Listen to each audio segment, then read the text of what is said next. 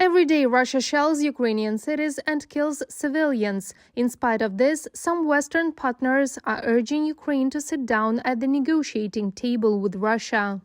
Under the pretext of wanting to soften the situation on the eve of the winter season, some partners are starting to itch again on the topic of negotiations with the Russian Federation. But we are very calmly and clearly explaining to them why their hopes for a constructive position from Russia do not correspond to reality.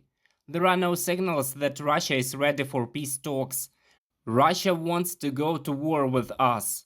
Dmytro Kuleba, Minister of Foreign Affairs of Ukraine, on air at the All-Ukrainian Telethon.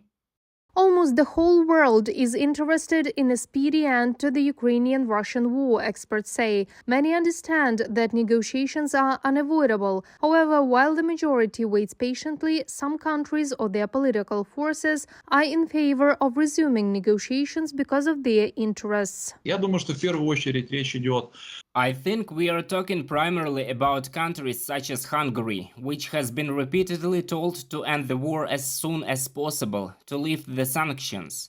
I do not exclude that in a number of other European countries, partly in Italy, France, Germany, there are certain political forces, some of which are in power in a coalition format. We should take this calmly because such statements were also made by the most reliable partners, the UK and the USA. But they always emphasized that these negotiations should take place when Ukraine is ready for them. Experts believe that Russia is interested in negotiations because it is already losing on the battlefield, suffering significant losses of personnel and weapons, and will soon be forced to declare a general mobilization. In addition, the economy is collapsing. В этих переговорах и в завершении. They are interested in negotiating and ending the war because it is very harmful to their economy. In principle, it is already damaging their internal politics. All the Russian political elites who are concentrated around Putin, they do not see the future, they do not understand what will happen next, how to get out of this situation, which they got into by starting the war. And for them, the start of such negotiations or their imitation is a very good way out, because under the guise of these negotiations they could get some kind of relaxation in the context of the sanctions policy, and so on. Ukraine, for its part, does not intend to sit down at the negotiating table until it achieves powerful tactical victories in the southern and eastern directions, the office of the president of Ukraine said. There is no ground to talk about the resumption of negotiations with Russia. They can only speak in the language of ultimatums.